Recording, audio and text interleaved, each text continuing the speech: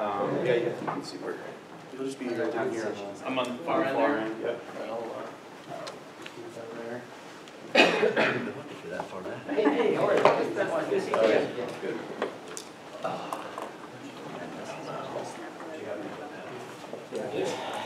I have a hydro pen if you like. That's good. It literally says National Hydropower. Is it the next one? Yeah. Support the cause. By the way, I'm Jeff with NHA. I think I'm on your calendar. Oh, you have to do, did you do the drop down menu? Yeah. Yeah. You want to click that and then. Thanks for being here today. Do that one. Yeah. For having me here. Looking forward to it. I appreciate it. Thank you. No, tomorrow's going to be fantastic. Yeah. Good. Yeah.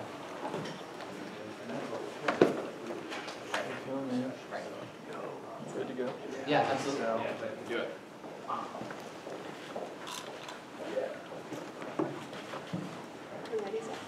Are these on already, or do we need? Probably need like, we good? Should be on. Yeah, give me a second. When I recognize you, Wasn't this set for like 1 p.m.? so you're good for now to keep it off. It's set for 1. I know. Are we able to start it before then, or do we have to change?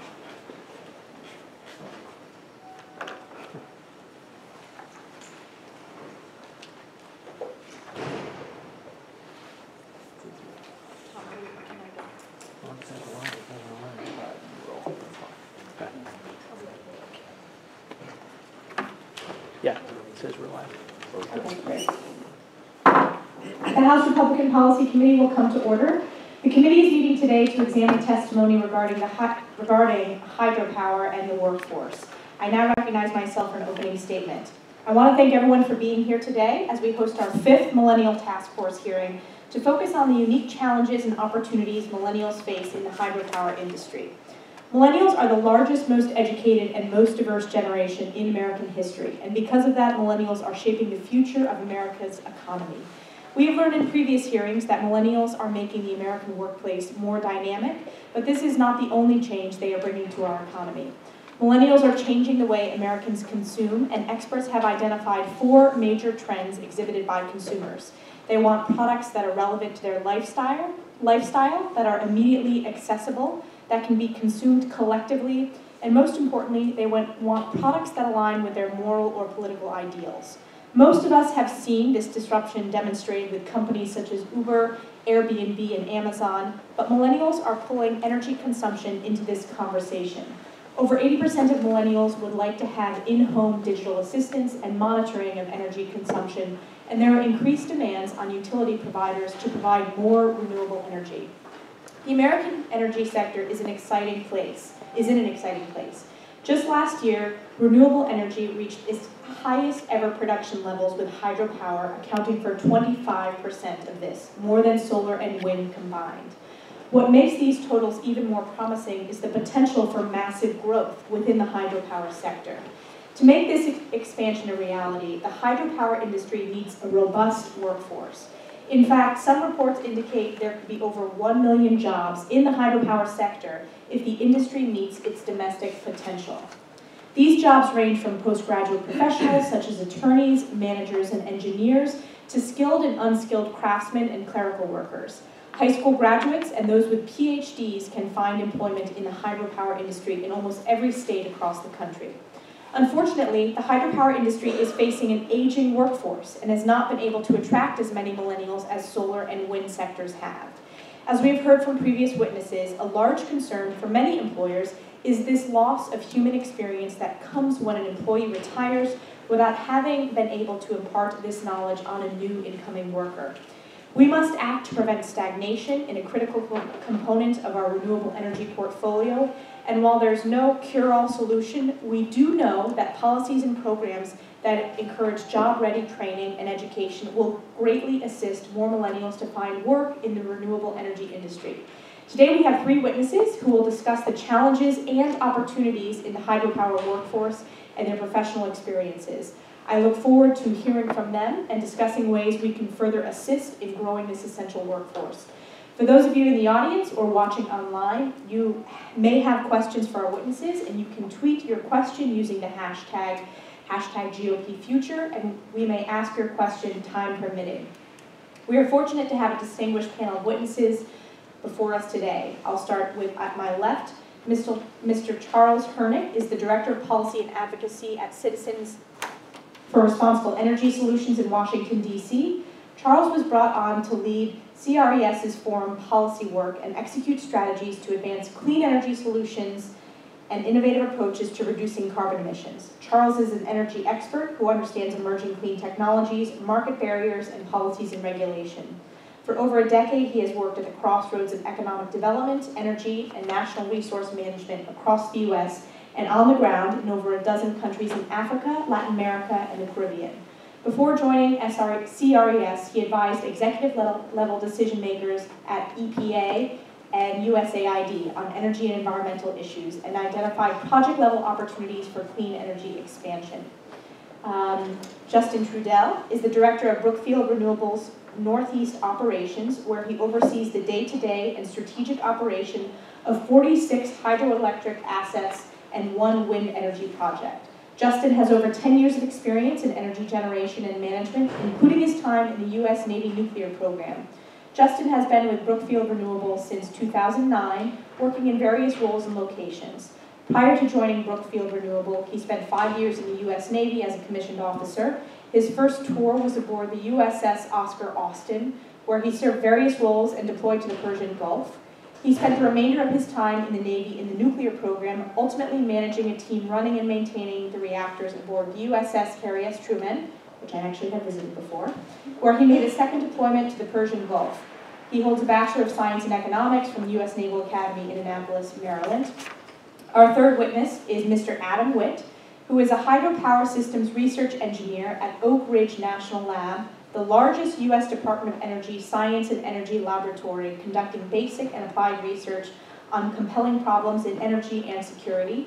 His research focuses on evaluating, developing, and deploying innovative software and technology to advance environmentally responsible, cost-competitive hydropower generation. In 2006, he received his undergraduate degree in physics from Carleton College in Northfield, Minnesota, and spent 4 years working in the insurance industry before starting a graduate program at the University of Minnesota. He received a PhD in civil engineering in 2014 and joined the Energy Water Resource Systems Group at Oak Ridge. In that time, he has worked to improve water quality in the largest hydropower system in the country, optimize hydropower assets in the lower Mekong River of Southeast Asia, advance novel applications of pumped storage hydropower, and facilitate a collaborative effort for innovation in environmental design of small hydropower systems. Adam lives in Knoxville, Tennessee with his wife and 2 boys. Thank you to each of you for being here today. I will now recognize Mr. Hernick for his opening statements.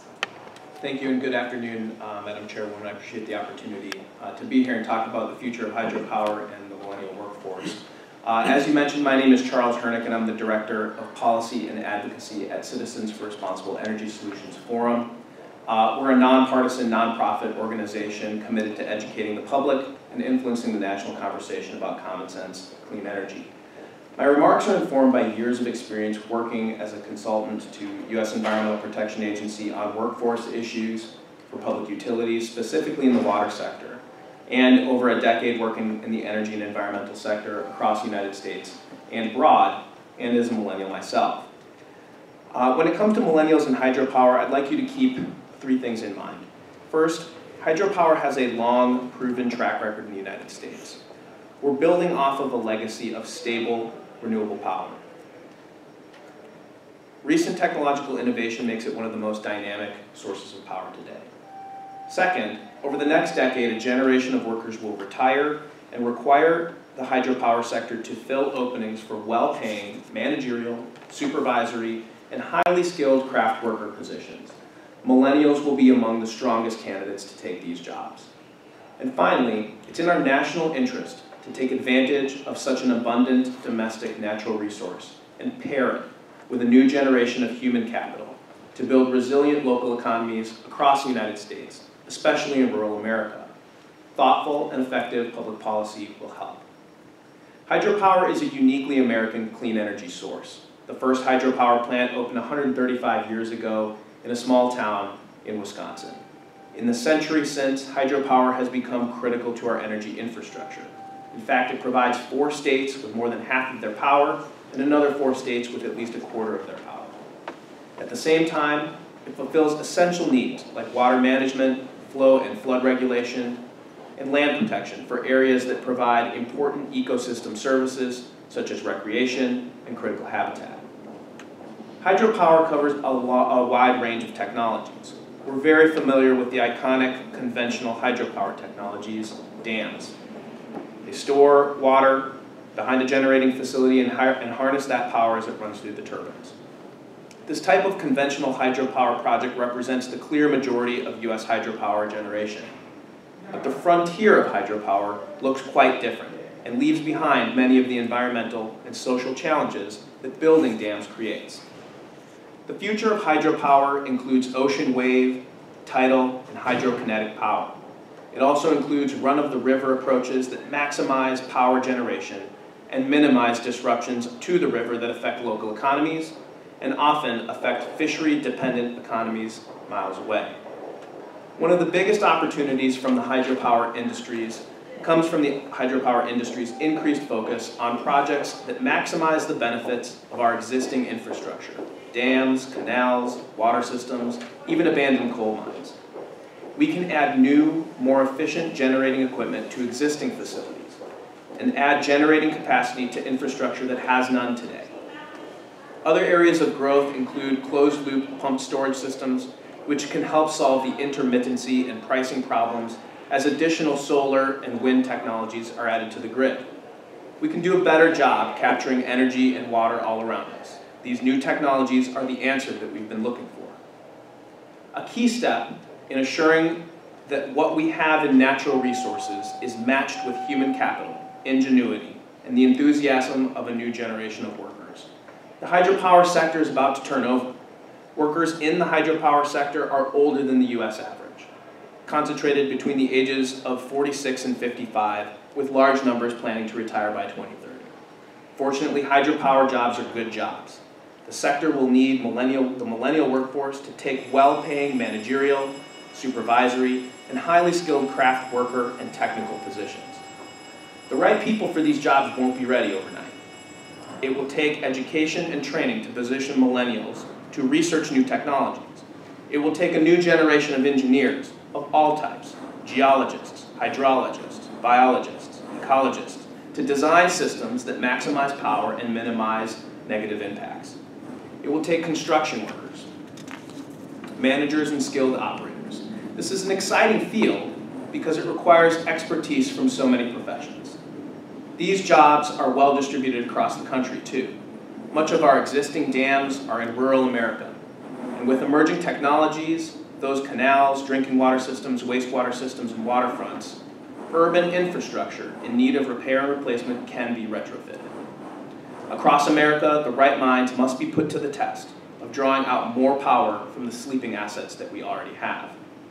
I'm confident that millennials are up to the challenge, but it's also up to the men and women in the industry and our leaders, including our elected officials like yourself, to help articulate and build awareness of the opportunity at hand. Energy policy that truly supports an all-of-the-above approach ensures that a level playing field is available. As part of that policy, Congress should provide funding for critical programs that will make the future of hydropower cleaner. It's worth investing in and making the newest environmentally and fish-friendly technologies actually operational. We also need infrastructure policy that looks at revitalizing old assets as an opportunity for public-private partnerships and multiple uses that include energy generation. We also need to encourage innovation, options, and competition in the education system that will ensure that students can get a job after high school, pursue a trade or technical degree that will align with these highly skilled craft worker positions in hydropower, or pursue higher education for engineering and managerial positions. We need to start now by working with colleges and educational institutions so that the workforce is skilled and in time for the turnover of the old guard. Capitalizing on these opportunities will assure that we capture the economic and social benefits of both existing and potential new hydropower. Entire communities supported by hydropower generation and economic development are not a thing of the past. Done right, it can help preserve the character of our communities especially those in rural America. Hydropower can support long-lasting careers that keep families together, boost local small businesses, stimulate overall economic growth, and generate tax revenue for key services such as first responders, libraries, parks, and yield less in air, water pollution compared to other sources of energy production, and avoid greenhouse gas emissions. It's my hope that Congress will make opportunities for millennials in the hydropower sector a top priority over the next few years. Hydropower is an American comparative advantage. Let's keep it that way. Thank you for your time and consideration. I'm happy to answer any questions. Thank you, Mr. Hernick. I now recognize Mr. Trudell for his opening statement. Good afternoon, Madam Chair. And thank you for providing Brookfield Renewable an opportunity to discuss millennials in the hydro workforce. My name is Justin Trudell. I'm the Director of Operations for Brookfield. I've been with the company a little over 8 years in various roles, from our control center in Marlborough, Massachusetts, out to our West Coast operating region in Los Angeles, and now I'm in our Northeast region in Mass, New Hampshire, and Maine. Before joining Brookfield, I served 5 years in the Navy, and I am also a millennial, albeit on the cusp. Brookfield is one of the largest publicly traded pure-play renewable energy providers in the world. We have over 100 years of experience in power generation with full operations, development, and power marketing capabilities. Worldwide, the company has $26 billion of assets under management with over 10,600 megawatts of installed capacity. 88% of our power generation comes from hydroelectric generators situated on 82 rivers. In the U.S., we operate 137 stations and 7 wind farms capable of providing for the energy needs of approximately 1.3 million homes. And in your district, we operate 55 hydro facilities with 136 local employees, roughly 30 of whom are millennials. Across North America, Brookfield Renewable employs 1,100 people. In preparation for this meeting, we performed a review of our employee database and found that roughly 54% of our full-time workforce belongs to the millennial generation. According to several internet sources, sometime around 2016, millennials surpassed Gen X and baby boomers to become the largest cohort in the North American workforce, something you alluded to earlier, making up somewhere around 36%. This would suggest that Brookfield Renewable is ahead of the curve. Looking at the data a bit further, however, I wasn't surprised to find disparities across our various job classifications. Most of our Brookfield millennials are working in the support services groups: HR, finance, energy marketing and trading, legal, and community relations. Millennials only make up 23% of our operations employees.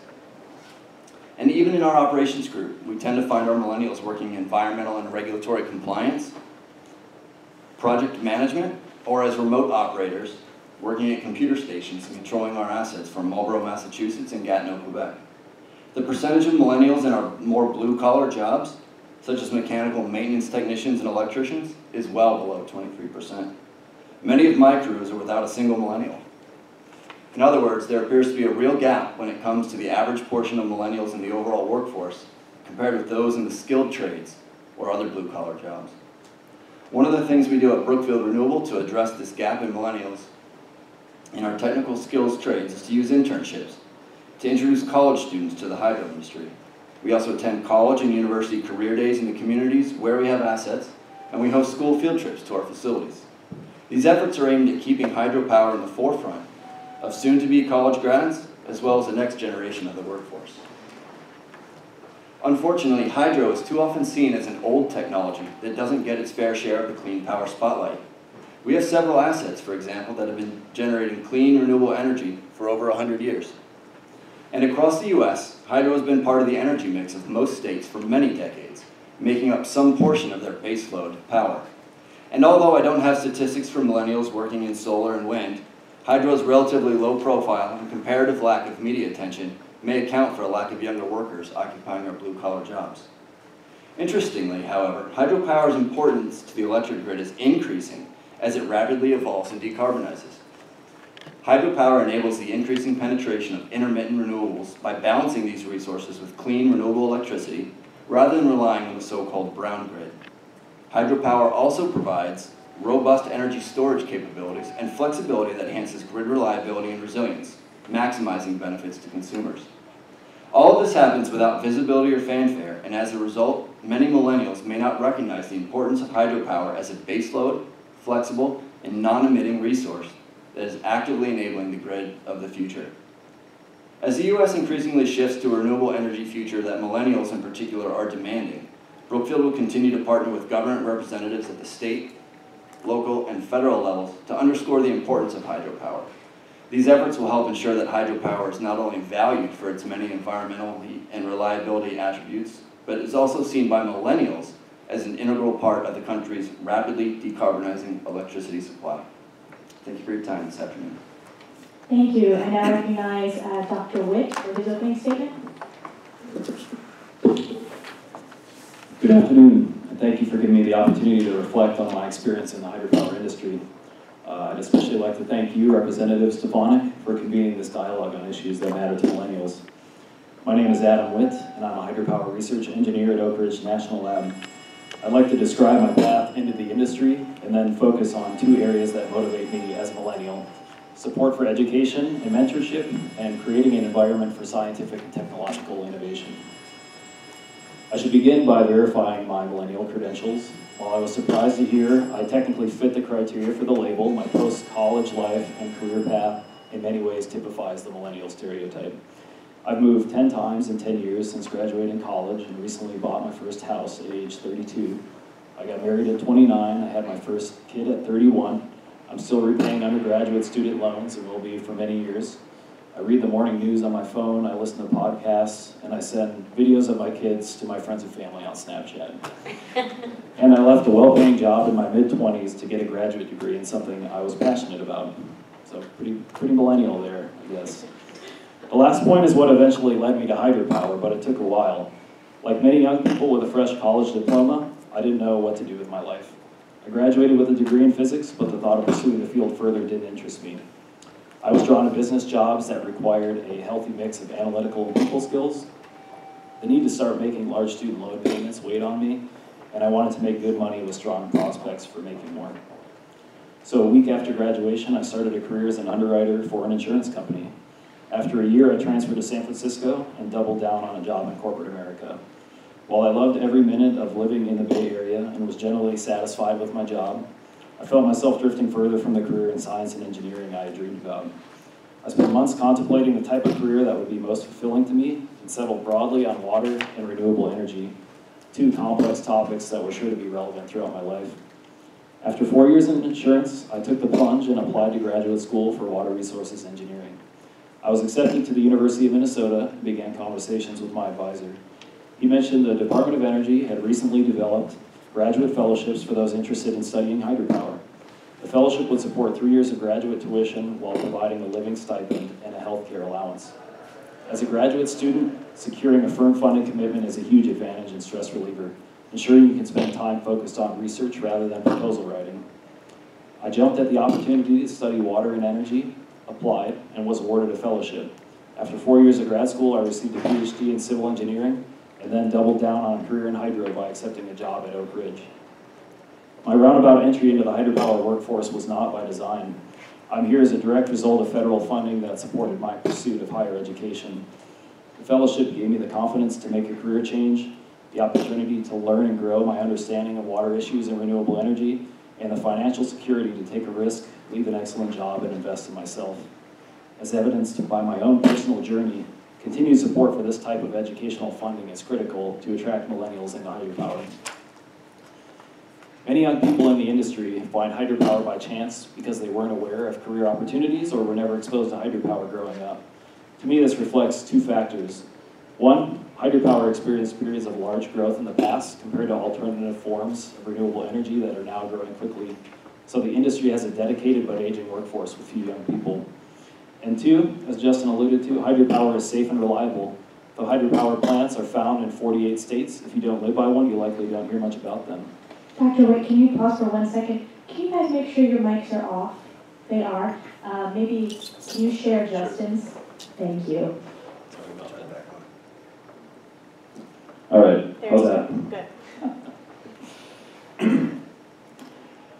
So in my opinion, support for education and mentorship is crucial to overcome these barriers and attract new talent into the industry. One nonprofit, the Hydro Research Foundation, has been exceptional in growing the hydropower workforce. The Hydro Research Foundation, or HRF, awards graduate fellowships to students researching anything hydropower, from dam safety, fish passage and materials engineering, to sediment transport, climate change, and public policy. Full disclosure, HRF managed my graduate fellowship, so I'm admittedly biased, but the fact that I'm here today is a testament to their success with millennials. To supplement educational support, HRF pairs each fellow with an industry mentor who offers career and research guidance. There's often a daunting gap between what is taught in the classroom and what a young millennial professional needs to know to get things done in industry. HRF helps bridge that gap by facilitating knowledge transfer from industry leaders to the next generation of hydro subject matter experts, professors, utility executives, and policymakers. I believe another immediate opportunity to grow the hydropower workforce is to offer educational support to millennial veterans transitioning to civilian life. Veterans understand team dynamics and are civic-minded. Many have a high technical aptitude with mechanical, electrical, and maintenance experience, and most are doers with tremendous discipline. Their uncommon attributes would translate extremely well to hydropower. Much of our largest and oldest river infrastructure was constructed to enhance the U.S. World War II effort. Dams and reservoirs are critical infrastructure and energy sectors central to the economy and our national defense. And hydropower turbine generators are some of the largest and complex turbo machines in the world. The promise of a stable and challenging job supporting critical renewable energy infrastructure is a compelling proposition that needs to be made to our veterans in a more coordinated way. I believe the federal government has a unique responsibility to support hydropower education and training for two reasons. Most of the hydropower capacity in this country is owned by the American people through federal agencies like the Army Corps of Engineers, the Bureau of Reclamation, and Tennessee Valley Authority. And our shared water resources are a national treasure. A true commitment to renewable electricity from water must be matched with a commitment to educate and mentor the next generation of hydropower stewards. I'd like to finish by talking about innovation in hydropower. I hear the same story from many young millennials looking for work in renewable energy. They're eager to channel their passion to change the world, and they don't know where to start. They want to innovate and be creative, but they need a push in the right direction. I see two specific hydropower opportunities that need creative innovation and could capture this energy: low environmental impact technologies and smart infrastructure. Though hydroelectricity is carbon-free and fueled by self-replenishing rivers, hydropower facilities have well-documented environmental impacts.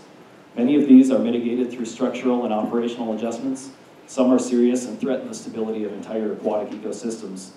The industry needs forward-thinking solutions to move towards goal-oriented environmental improvements that also maintain the important energy and multi-purpose benefits of dams and reservoirs. For example, enhanced sediment connectivity and reestablishment of disrupted fish migration corridors would provide benefits that cascade throughout entire watershed systems.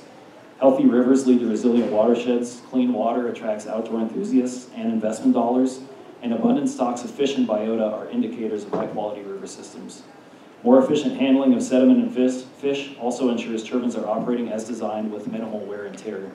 Most existing solutions to these issues reduce the energy output of the plant, generally leading to higher costs and more generation from non-renewable resources.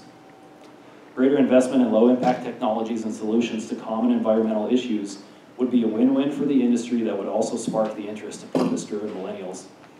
Finally, I believe we have a real opportunity to pair infrastructure upgrades with advances in water resource science to catalyze a new wave of innovation in smart hydro systems. The river networks and power systems that surround our dams are evolving. Climate and hydrologic variability are changing the character of entire watersheds, making us rethink how we operate reservoirs. Hydro plants are being called on more and more to balance intermittent generation from a growing fleet of wind and solar resources. Though the hydro industry has a low appetite for risk, a necessary requirement when the safety of life, health, and property is the #1 priority, the industry is adept at adopting innovative technologies as they are proven reliable. To foster innovation of reliable solutions, infrastructure investments should come hand in hand with a pledge to invest in a full continuum of scientific and engineering understanding. From sensing and monitoring the world around us to innovative design to testing and deployment. We need better information about the surrounding natural environment to ensure dams built 80 years ago will last another 80 years. Investments in data collection, analysis, and scientific interpretation to create robust forecasting and support tools that enable smarter, cost-effective short-term actions and sustainable, more informed long-term decision-making. design and testing support for pioneering but unproven new structures, generation equipment, and repair methods that must perform well for decades. Development of inventive software, sensors, and analytic tools that use better data to predict failures before they happen. With support for innovation from water to wire, we can spark a renewed creative effort capable of advancing the legacy of hydro as a safe, reliable, renewable energy resource. Technological innovation is unleashed through scientific discovery. This is the message for hydropower that many millennials can and will latch on to. In closing, I'd like to thank you for giving me the opportunity to share my thoughts on how hydropower can be a compelling industry for millennials. River systems and water infrastructure matter for everyone, not just millennials. It is our shared responsibility as a nation to protect them for future generations. Thank you. Thank you very much. All of the opening statements were very well put together and right on topic of what I hoped to cover as part of this conversation. Both Charles and Justin, you referenced the aging workforce and how that's a challenge when it comes to hydro. I'm particularly interested in what we can do to make sure that we develop a pipeline. And I'll give you an example of an experience I had this past week. I was in my district during our district work period, and I visited the Institute of Advanced Manufacturing, which is a part of a community college in Plattsburgh in my district. And they have a very effective wind energy program that is a pipeline for wind projects throughout my district and frankly across the country. To my knowledge, they do not have a program specifically focused on hydro. What can we do to further encourage workforce development and pipelines for those operational jobs that you referenced, Justin, that are currently not being filled by millennials? Why don't I start with Charles and then I'll go down the line. Sure. Thank you for the question. And there's a, to be able to increase, we're talking about increasing awareness, generally overall, and trying to find opportunities for folks who are pursuing technical degrees to be able to move into the hydro sector. There needs to be demand for those jobs, and part of it can come from an appropriate understanding of what the assets that we have are. I'm a pretty big fan of being able to reinvest in our existing infrastructure. It's a priority of the President and the administration to revamp America's infrastructure. And a key part of the decision when we're looking at upgrading that infrastructure is whether we want to outsource the technologies or insource. When you look at the 100 years of hydropower that we already have in place, many of that infrastructure was built, those turbines were built by companies that don't exist anymore. To revamp those hydropower systems, you have two options. Either you can take down the whole dam and rebuild the whole thing from scratch, so it's an expensive proposition, and then you may be selecting turbines you can choose to buy American or not. An option that a company that I'm very familiar with, Gravity Hydropower, based out of Boulder, Colorado, they're pursuing an interesting approach, which is they're choosing to rehabilitate existing infrastructure, and one at a time, find the parts that can be replaced by a highly skilled American craftsmen and women. And by choosing that path, they save money in terms of what the overall infrastructure investment is going to cost, and they create demand for jobs that fit the exact mold that you're talking about, in terms of jobs that do require some education, but don't require a master's degree in engineering or whatever.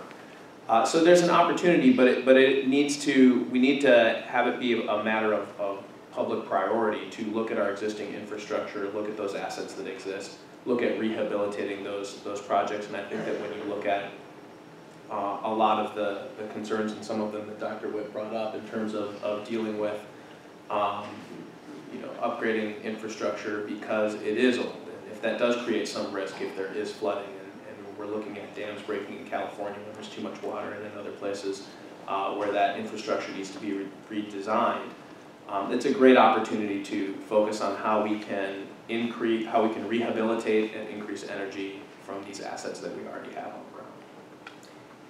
Great. Justin, you mentioned how Brookfield, it is a positive story, the fact that 54%, I believe, was the statistic you referenced, of your workforce is made of millennials. But upon further research, those aren't operational jobs, as you referenced. Why has Brookfield been successful broadly at recruiting millennials? Because that's ahead of the curve for hydro, if you look at it holistically. And then where do you think you can improve in terms of recruiting those operational positions? So I think we do have a couple programs targeted at the millennials specifically, but they are more for the skilled labor, or excuse me, the management side. So we have a program called the Emerging Leaders Program where we go find folks that have recently graduated college. We bring them in and we give them kind of a some well-rounded experience throughout the company. But those folks tend to stick to those support services, like you're saying. So it's difficult to do the same thing with a college graduate for the skilled service or the skilled job. So you alluded to local community colleges or tech programs, right? Or even at the high school level and getting in with the folks that may not desire to go to college and find a different path in these skilled professions. And as an aside, my wife is in heavy industrial manufacturing, and it's the same story in her industry. I know we're talking about hydro here, but millennials just don't seem to be as drawn to the skilled labor. So we need to find ways to partner, like you're talking about. One of the things that I think Brookfield agrees wholeheartedly with is getting hydropower in the same breath as wind and solar when we talk about the renewable energy. And I know that we've partnered with several programs at all the levels of the government to do that. But just keeping it relevant in the conversation is helpful. But I think also finding those opportunities locally to partner with the tech schools and vocational schools would be beneficial. Certainly it would be for us. And I think we've talked about it, everyone I think hit on it, is we operate in some rural areas where these are some of the best jobs for anybody that they can get. We have a son who's working at the plant his father built at one of our stations. So there does tend to be some deep roots there as well, but we can't rely on that to fill the next generation. And Adam, you referenced the solar program for veterans, and I believe Solar Ready Vets. And that program is operational actually in my district at Fort Drum, but there is not an existing program specifically focused on hydro and encouraging veterans as they leave military service to look at opportunities in the hydro sector. How, first of all, should we be investing in a program like that? And second of all, I want to ask you how we should structure that program, and then I'd like to hear from Justin, since you have served in the military, whether you think that would be a useful idea. Adam, you go first. Yes. Number one, I think absolutely we should invest in this kind of program. As my panel members here have alluded to, there's a gap in the workforce, there's an aging workforce, there's a knowledge gap, there's a skills gap that needs to be filled immediately. And I think our veterans a lot of them have a background that will allow them to step into a training program immediately with the kind of hard skills they need and be able to apply those in a hydropower specific context. So the structure of a program like that is a little outside of my background as to how that could work. But obviously we have a lot of hydro capacity that's owned by big federal agencies. A lot of capacity is owned also by entities like Brookfield. And so a coordinated effort between these agencies, possibly public-private partnership sort of structure that would invest in a training program for apprenticeships, for internships, for different levels of training to help transition people that are coming out of the military into civilian life. I think if you can promise a stable job at a facility that's been around for 80 years, and we're making investments to make sure it will be around another 80 years, if you can show that hydro, it has been a stable part of our energy mix in the United States, and it continues to be a stable mix. Hydro is an integrator of these growing solar and wind resources, so it's being used more strategically in areas where other renewables are growing as well. I think if we can message all of those into a training program, it will attract people in and then use the training to leverage their skills and make them hydro specific. And Justin, I am curious from your perspective, since that you graduated from the Naval Academy and served in the Navy, whether we think developing that pipeline would help fulfill some of the needs of the hybrid workforce. Absolutely, and I think even more, Adam, than vets being able to step into those training programs. I would contend that there are a lot of jobs in the military, MOSs and whatnot, in the military that are actually analogous to day one work, right within the workforce. Electricians, maintenance mechanics, turbine techs, they all exist already in the military. So it's more about getting that frame of mind into the veterans from day one, even before they separate, right? So a lot of the TAP classes and some of the other programs that are available for vets as they're leaving active duty is to see if we can get some of these concepts ingrained in those courses so that when a veteran electrician asks, what can I do after I get out? It's not just wind and solar, it's hydro. We spend a lot of time as well bringing veterans back to the states where they grew up. Not everybody wants to live in the Northeast, where we have our operations right now. But we have been successful at bringing veterans to the Northeast who had roots there previously. So, aside from the training as well, I think it's even about making it a priority at separation or before.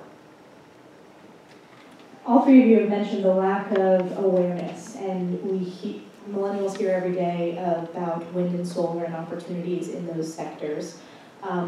Adam, you talked about discovering the fellowship program later, quite late, not when you first started your undergraduate career. It was later on after you had graduated and decided to go back and pursue graduate and the PhD program.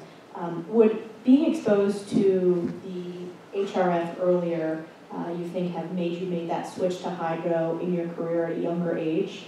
And as a follow-up, how can we further promote that type of mentorship and exposure in higher ed of hydropower opportunities?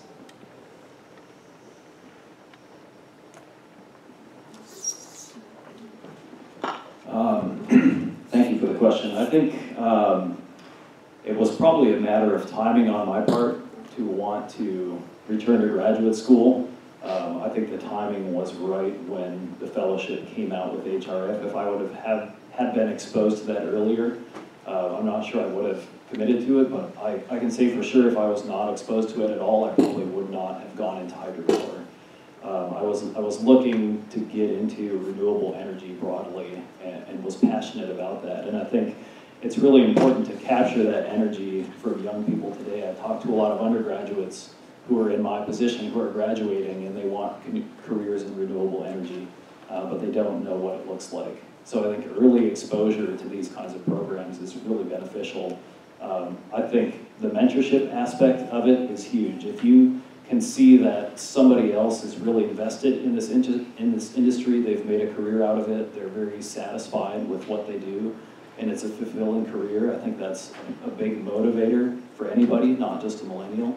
But to pair somebody that has a passion for it with somebody who has a lot of energy, I think it creates a really strong relationship. So supporting hydro research programs that have that kind of pairing aspect of it, I think, is really important. Thank you. I'm going to do one question from Twitter. This is from Matthew Malou. What can college students do on campus to highlight the positive impacts of hydropower in their communities? And I think that's I'm just going to add on this, I think it's a valid question because, again, it gets to the awareness issue. I'll start with Charles and then move down the panel. Well, I think that the thing that we need to realize about hydros is it's all around us. And so that's where if you're going to school in rural America, if you go out fishing for the weekend or hunting for the weekend, there's a good chance that you're benefiting from some land or water that was protected because of a hydropower project. And that's, so taking some pictures and sharing them on Twitter would be a good thing to do. The other thing that I think we need to do a better job of is for the folks that are in university campuses in big cities. I also went to the University of Minnesota in Minneapolis. And so, to look nearby, there at the University of Minnesota on the Mississippi River, there are plenty of dams and lock features, and understanding how those existing, often overlooked assets have made a meaningful contribution to the local economy and still do, is going to be a critical thing for folks to do. So I think look closer to home than you expect is where to find hydro. Other thoughts, Justin? We own 2 hydro projects right in downtown Minneapolis and St. Paul, so those are ours. The other thing I would say is that there are existing programs, right? There are sustainable energy programs and degrees already. So I would say get involved in those groups as well. And if you're close to the assets, reach out to the owners. We love to give tours safely. But we do love to give tours. There is a lot of recreation, to your point, Charles, a lot of recreation on a lot of our facilities. So get the word out, bring your friends out, enjoy the water responsibly. But, we could also just look at the educational curriculums, and I don't know how much oversight the federal government has on college curriculum, but certainly name recognition and just the brand of hydro as well, whatever we can do to lift that up a little bit. Adam? So I studied at St. Anthony Falls Laboratory, which took in water from a dam on the Mississippi and then probably sent it through a Brookfield hydropower facility. So there's quite a thread going through it here in Minneapolis. But one trend that we've noticed is that some colleges are looking at microgrids as a way to generate energy, to get students involved with hands-on experience. There's one that's actually going in the state of New York with a small innovative hydropower turbine that we're helping a developer develop using advanced manufacturing techniques at Oak Ridge National Lab. So just asking the question, what does our electricity mix look like on campus? Where are we getting the electricity? Is there an opportunity to possibly invest in more local infrastructure, more local energy mix, and see if hydropower can play a role in that mix is one possibility. Charles, you talked about truly leveling the playing field for an all-of-the-above energy policy in this country. What are the biggest barriers for hydro to be considered on that level playing field compared to wind and solar? Well, I think that when you look at hydro, it's an industry that's already standing on its own 2 feet and doesn't benefit from the extra subsidies that many fossil fuel industries benefit from, and solar and wind. So I think that the argument is that hydropower is ahead of the game when you're looking at a lot of the technologies. Having said that, there are early technologies that are hydropower, and something like wave technology is an important one, where we do need to provide some tax credit or some incentive to get that fully deployable.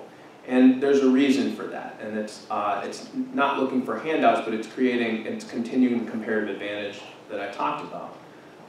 When you look at around the world, 80% of the new hydro that's going to be coming online is going to be coming online not in the US and Europe, but in Africa, in Latin America, in Asia, and I've worked in a lot of these countries.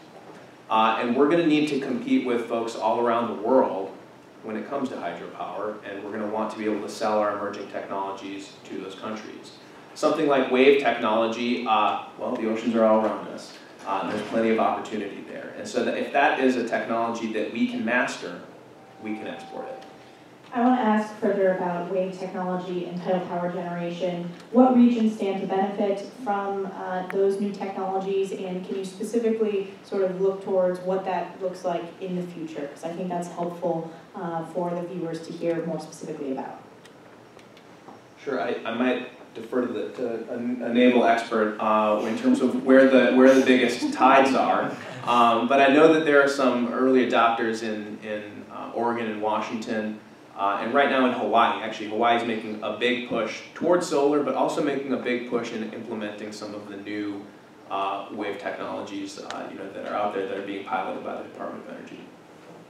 Justin and Adam, do you want to comment on that? I'll defer to you. So while Brookfield doesn't tend to be a first mover in new technologies, I can certainly speak to the benefits of hydropower in the all-in energy grid. I talked a little bit in my opening remarks about the role that hydropower can play in the increasing penetration for intermittent resources like solar and wind. So hydropower could be paired very easily, and Brookfield is trying to do that, to pair it with new build wind and solar and provide a firm price or a firm energy bid, right? So that when your wind drops off or at night, you can ramp the hydropower up and you can keep a stable energy supply. So qualifying hydropower as renewable in the grand federal language is helpful. I think there's a federal bill that's already up for consideration that changes the definition of renewable to include existing hydro. Renewable energy tax credits, they're tiered in most places, and existing hydro generally doesn't qualify for the more lucrative higher tier subsidies and credits. So finding a way to level that playing field as well. And, Adam spoke about the fisheries and maintaining the aquatic habitat, and that's expensive to do. Brookfield recently completed a $14 million fish passage at a 14 megawatt facility on the Kennebec River in Maine. And it's something that we're happy to do and proud of, but that type of investment in the assets could be greatly benefited, by some offset with tax credits or further qualifying a hydro as there's low impact hydro associations as well. So there are other programs. But I think we can maybe do a better job at highlighting the benefits that existing hydro can still bring to the resource and still the watersheds that they manage. Let me ask you one follow-up specifically about Brookfield. You mentioned the number of facilities in my district and just broadly the Northeast. Have you started partnerships with Canada in terms of the huge hydro resource that we could have economically by partnering with Canada? It's something that I hear about frequently in my district. I did a delegation visit 2 years ago to Montreal, and we visited a Canadian hydro facility, and it's just so much untapped potential. Has Brookfield invested across the border? Have you partnered with Canadian hydro companies before?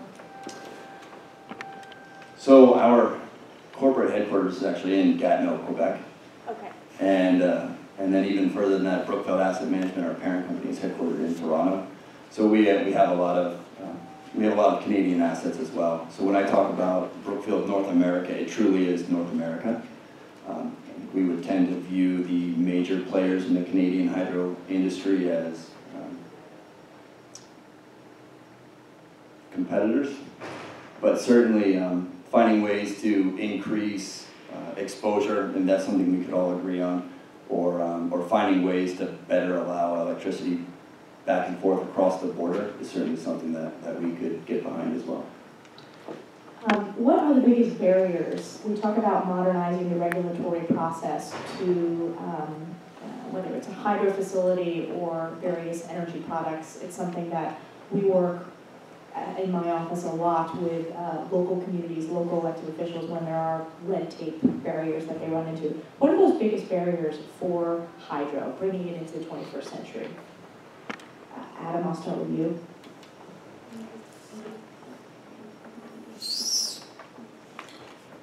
Well, I work a lot on looking at new small hydro, and so one of the things that we're looking at is how do we lower the cost, how do we lower the impacts, and how can we increase acceptance of small hydro development generally. And so I think there are a lot of challenges within that. We did a review of the FERC licensing process as one of our projects for the Department of Energy, and found that successful projects takes about 5 years to go from when they apply for a preliminary permit until when they receive a license to operate. And that's before they can begin any construction on a project.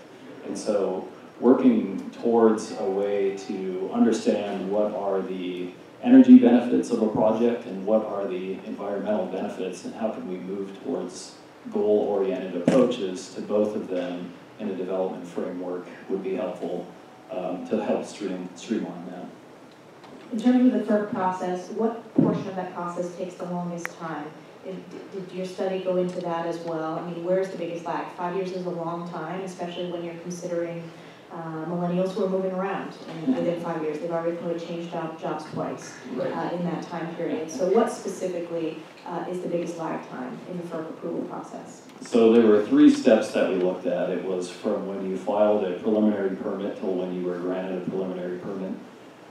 From when you were granted the permit till when you applied for a license, and then from when you were applied for the license till when you were granted a license. And for successful projects, it was usually those last 2 phases. When you're granted a preliminary permit, it's relatively straightforward. But the 2 phases where a lot of time is taken is in preparation of an operational license, original license application, and then in reviewing that license application. So those 2 steps tend to have a lot of back and forth between resource agencies and developers. There's some negotiation going on, there's some necessary studies that go in there, there's probably some room for improvement and moving towards specific criteria and metrics that can be used within that process. Justin, going back to my initial question of this portion, what are the biggest regulatory challenges that Brookfield faces as you're looking to either modernize projects or start new projects? Well, I think we can continue talking about the FERC licensing process. 5 years is our plan as well, even for relicensing existing facilities. It takes 5 years from notice of application to final application. And you said studies. We generally spend 3 years doing various studies. And depends on how many stakeholders there are, how many other interested parties are involved in that as well. So I'm not saying by any means we should cut that out. It's important to understand the impact. These licenses are going to last anywhere from 30 to 50 years, depending on how much reinvestment there is in the asset. So quite a bit of negotiations with stakeholders and a lot of environmental studies. So we may be able to find some efficiencies on those studies, or do a little bit more pre-planning and get everybody on the same page in terms of what studies are going to be proposed and then agreed to. Sometimes what slows us down is we'll agree to a study approach with all the stakeholders, we'll perform the study, we'll provide the results, and then somebody wants us to restudy, or study a different way or a different methodology. So I think by getting some clarity early on exactly what the study plan and program would look to, and then stick with it would help cut some of that. That was a great suggestion. Charles? I think that, in my mind, FERC permitting is the biggest barrier regulatory barrier to bringing hydropower into the 21st century. So stepping aside from the permitting issue, the money is really the major thing. I mean, we need money, and demand is what's going to drive projects and what's going to drive interest. And it's not going to be easy for the hydropower sector because we're in an age where energy prices are low. Natural gas has brought prices way down. Solar is more cost competitive than ever, and wind prices are coming down too. So when we're talking about new generation and even retrofitting, there's a serious cost curve that folks are going to need to look at and understand. The opportunity with hydro isn't just on the profit end of it. There's a huge opportunity on cost savings for some industries that are energy intensive already. And I'll use an example that I'm quite familiar with, which is the drinking water and wastewater utility sector. So these are public utilities or private utilities. Overall, the water sector, drinking water and wastewater, uses about 3% of our nation's energy. That doesn't sound like a lot, but when you look at what their costs are, 80% of their cost comes from moving water around, pumping water and moving it around. So if they can generate their own electricity, they can reduce their own costs and use that money for something else.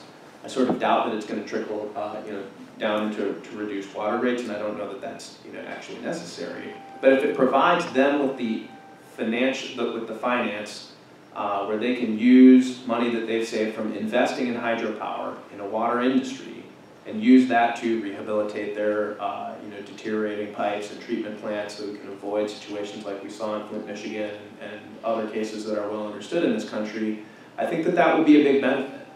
And so we need to look in places where, I think that's the beauty of hydropower, is that it's not just about generation for increasing overall capacity on the grid. It can also be looking within industries, within businesses, within utilities to see how we can reduce costs and just be more efficient overall.